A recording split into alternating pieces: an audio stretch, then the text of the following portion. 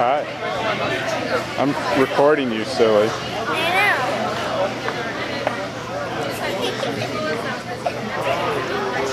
Where's Tina? Why poor Tina? Record. There's Tina. Oh, don't Whoa. record me. Okay. No, it's not. We'll start it. I mean, it is pausing and recording, and when you want to turn it off, you just. You can hear me okay. So, welcome everybody, thanks for coming. I'm excited to tell you a bit about our work that we're doing throughout Asia in very, very poor communities. And I'm excited to tell you about our expansion into India that we are doing this year in 2003. And I'd be even more excited to tell you about it if my remote control actually worked, because you're going to get sick of this photo after a few minutes, if you're not already. Do you need me to click something? Okay. Always test your equipment before you do a presentation. There it went. For a second. It's not a Microsoft, I guess. Blame Dell. Blame Dell. It's the projector. This was working 10 minutes ago. So let's just. Are there any questions? Have people gotten a good overview of our organization? There you are. Can you roll me? Yeah, I could. It'll. Bear with me for like 10 seconds. So let me just try doing this one more time. And if it doesn't work, we'll go to manual.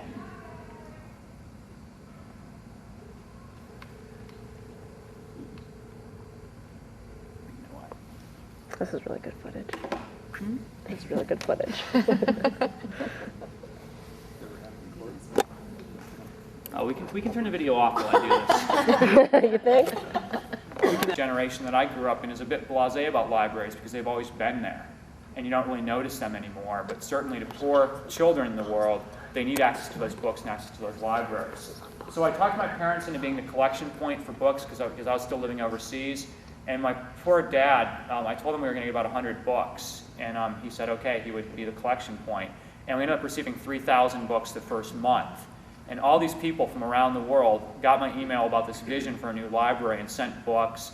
And next thing you knew, the UPS guy was showing up at our door 2 or 3 times a day. And my dad thought the UPS guy and my mom were having an affair because the UPS guy was there 3 times a day delivering books. And but it was all legit, and my dad ended up going back to Nepal with me about a year later to deliver books. And this was the shot from our trip back into the Annapurna Range. This is Zach the Yak. We rented Zach the Yak for $5 a day, and we loaded about 1,000 of the books on him and went up into the mountains to deliver books to these schools. And what you'll see in the next slide is just incredible. To me, is like the seminal moment of this trip is how these kids were just mobbing us. And they were so excited for books. And as we walked into the village, we saw some teachers, and they said, "Are you the book people? Are you the book people?" And we said, "Yes, we are. And let us introduce you to Zach the Yak." And we took the books off the yak, and the kids just mobbed us, and we're so excited to get their hands on books. And to me, this picture speaks volumes about the hope and optimism inherent in education and how excited kids get. And I think we can do a lot to help these kids overseas to grow up with education and to grow up with libraries. So that's really how Room to Read got started. Now, I wasn't doing this work. I was working with a guy named Dinesh Shrestha, who is with the Kathmandu Lions Club. And he volunteered for Room to Read. And he said, "John, if you're going to volunteer your time to Room to Read, I'll volunteer my time." And he became our liaison with the Nepali people, and to this day continues to work with us, now as a full-time employee, because he was so smart. I had to hire him and get him to work for me 60 hours a week, because there's so much work to be done in Nepal.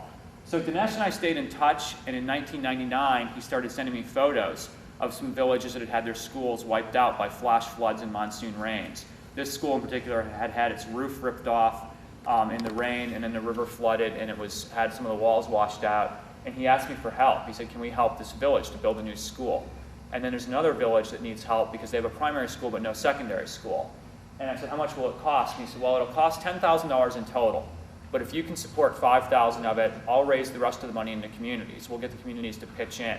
We'll get them to donate labor. We'll get them to donate land." And that's how Room to Read school building program got started.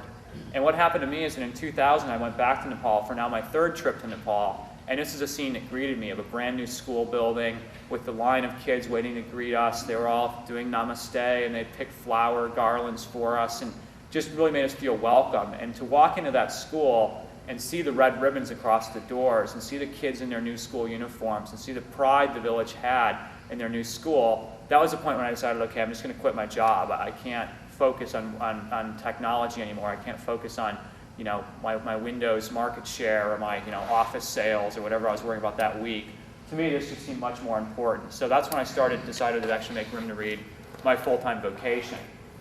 And we've not looked back from there. It's been an amazing last couple of years as the programs have grown.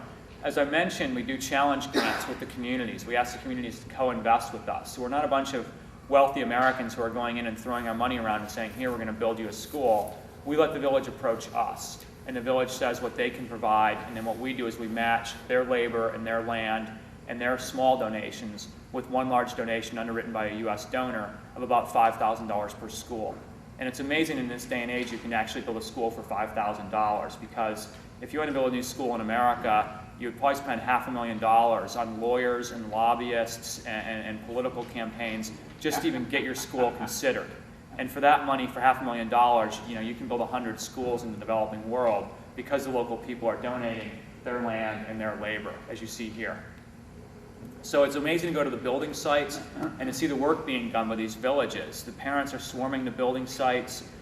They're donating their labor, donating their time. They get the schools built typically in 3 to 4 months. So it's less than a year from the time that we actually approve the project and fund the money until that new school opening ceremony takes place. The whole village comes out, the kids are excited, the parents are excited, and we're very excited because we're able to create these new schools where none have existed before. Now, our third program that we run is actually a Girls Scholarship Program. And the reason we run that is that, again, working with the Nepali people, I learned more and more about the situation there, and I was told that because the villages are poor and they can't afford to pay their teachers, they have to charge the kids school fees, even in the government schools. And the parents who can only afford, and most of the parents are poor, they live on $1 a day, the parents who can afford to send only one kid to school, guess who they choose? Ella's boy, exactly. And if they can choose 2 children, guess who they send? Exactly. Very good. You guys have seen the speech before. I'm asking very predictable rhetorical questions. But we were talking to the Nepali team one day, and I said, what's the situation with girls' education? It seems like when we go to these schools, it's 80% boys. And they told me about how all these girls are literally on the outside looking in. And I asked, how much does it cost to put a girl in school? And I was absolutely amazed that for $15 or $20 a month, you could put a girl in school, you could buy her school uniform, buy her a couple pairs of shoes, buy her a book bag and some books and some pencils and some paper, and pay her school fees. And when I did the math, at that time I figured out that I had spent about $750 at REI on my trekking equipment for that trip. And I had awesome Revo sunglasses, and I had this really cool Austrian-made trekking pole that was $75.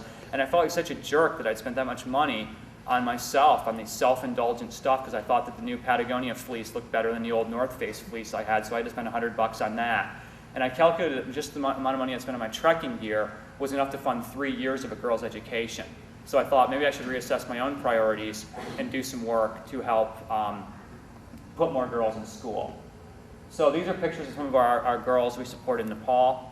Most of them come from poor families. Many of them come from broken homes. Many of them come from families where the mother has left the husband because he's an alcoholic or abusive.